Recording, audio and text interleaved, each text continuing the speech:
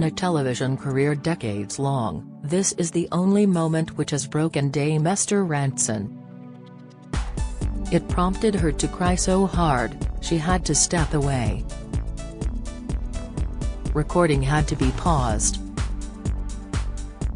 That moment came in 1988, when she was presenting That's Life to an audience of up to 18 million, during that unforgettable episode in which the story of Sir Nicholas Winton was told for the very first time. The humanitarian, who afterwards came to be known as the British Schindler, had rescued 669 mostly Jewish children from Czechoslovakia before the outbreak of World War II, but in the intervening decades had barely told a soul. It was the moment it was revealed he was unknowingly sitting next to 3 of those 669, none of which he had met before, and in which they learnt for the first time who was responsible for saving their lives, and got to say thank you. It is television gold now to be recreated in a new BBC biopic about Sir Nicholas, in which he will be played by Sir Anthony Hopkins. It was the most powerful piece of good news that I have ever seen on television, Esther, 82, recalls. Suddenly, someone meets for the first time the man who saved them from the Holocaust, and he realizes what in reality, he has achieved. And that actually, he is surrounded by people who owe their lives to him. I knew it was going to be extraordinary. What I didn't anticipate was that I was going to burst into tears. Your heart breaks with the sheer inspirational joy of it. And as if Britain's heartstrings could take any more, there later followed an equally devastating episode, in which Sir Nicholas appeared for a second time, only to once more discover he was surrounded by those children he had saved on the so-called Czech Kindertransport. This time, some 30 of them. Is there anyone here who owes their life to Nicholas Winton? Esther asks the audience.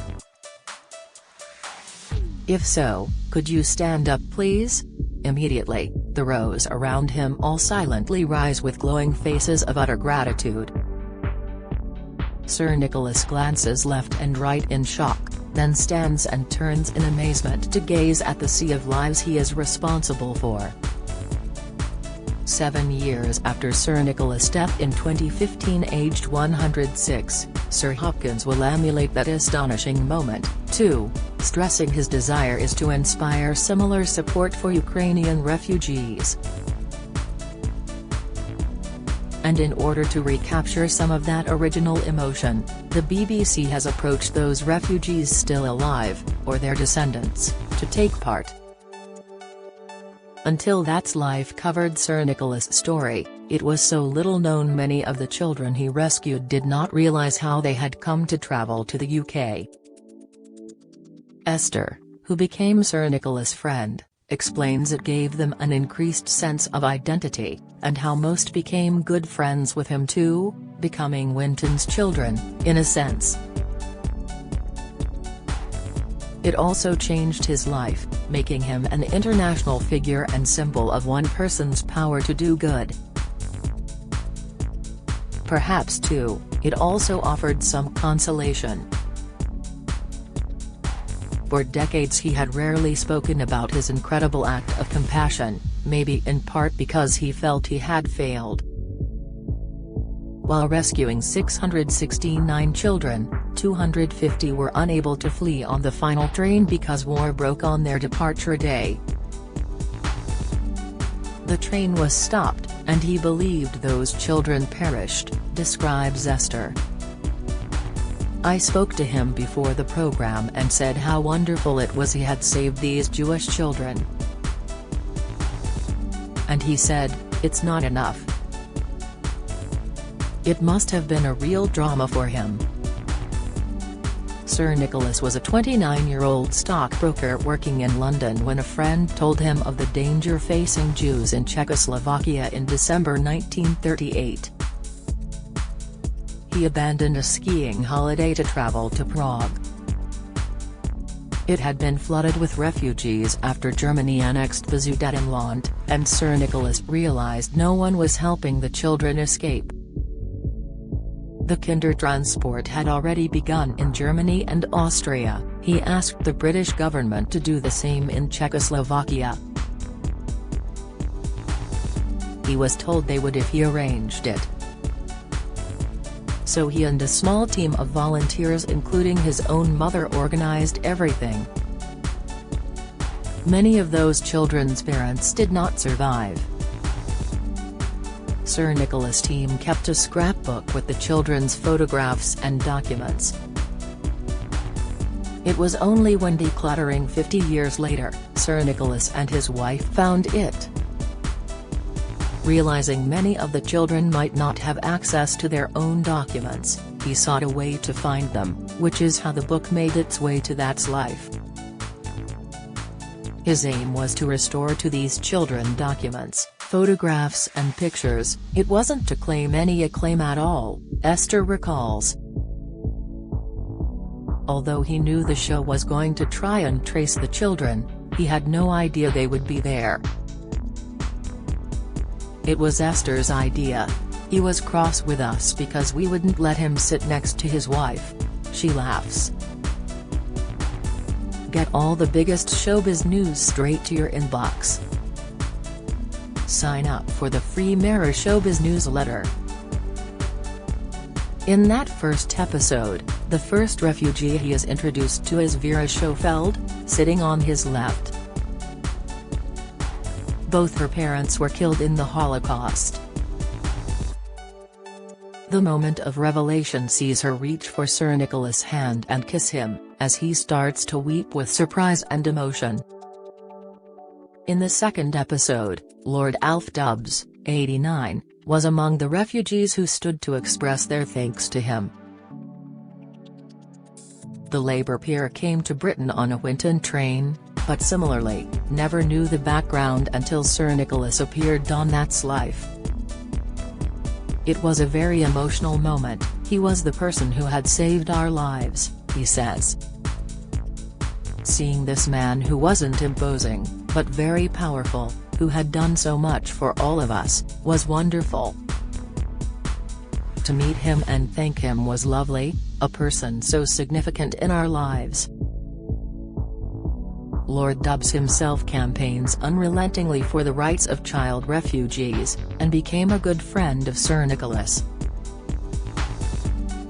I think emotionally he encouraged me to know I can make a difference, he says. At Sir Nicholas' memorial service, when Esther was asked to speak, she couldn't resist. I said, "Will you stand up if you owe your life to Nicky Winton?" she recalls. And several hundred stood up. Lady Milena Grenfell-Baines: It was a miracle to find this man who had saved my life. Lady Milena Grenfell-Baines sat to Nicholas Winton's right-hand side, feeling increasingly more unreal as Esther Rantzen explained to a TV audience how this elderly stranger had saved Milena's life, and those of 669 other children. The Czechoslovakian refugee knew she had come here by train aged 9 in August 1939 to escape the Nazis, but she'd never had any clue how that came about. Now, in this first now famous That's Life episode revealing Sir Winton's story, she was learning it was thanks to the sheer determination and humanity of one Englishman, and that was the man she was now to turn to say a heartfelt thank you. She was overwhelmed, clutching the brown cardboard identity label she had traveled with around her neck on the journey to freedom, one of the few items she had left of her past life. She embraced him, feeling his absolute surprise and reciprocated deep emotion. Now 92, living in Preston, she explains, "This was the first time we were told there was a person behind our escape. I had never questioned how I got on that train. It was surreal," Esther explaining what had happened, "overwhelming. It felt unreal in a sense, to find you are sitting next to someone who saved your life. Having married and had 2 children, 2 stepchildren, 4 grandchildren and 4 great-grandchildren, she felt keenly they all owe their lives to him. Sir Winton became a great family friend. It was a miracle to find this man, and he became a part of my life, and my children's lives. It brought everything back and I began connecting not only with him, but my whole past. It's when I began visiting my home country again, she says. Milena escaped on Sir Winton's final train with her 3-year-old sister. Her father was a well-known Social Democrat and had supported the anti-Nazi author Thomas Mann, which put the Jewish family at particular risk. Thankfully, her father also escaped to Britain, and her mother the following year. Her grandparents and cousins, her age, were all killed in concentration camps. Without Nicholas I would have followed my cousins, 2 years later they were murdered, we would not have survived, Milena says. She recalls she and her sister did not cry on the train, and was later told all the children held hands and sang "We are not going to cry." In her backpack, was an autograph book she treasures to this day. Her grandfather, Emil Cosiner, had given it to her, and relatives had written in it, before she left. He wrote, "Remember to stay a faithful daughter to the country you are leaving, your parents, and your grandfather who loves you very much." She never saw him again. Do you have a story to sell? Get in touch with us at webcelebs@mirror.co.uk or call us direct at 0207 29 33 033.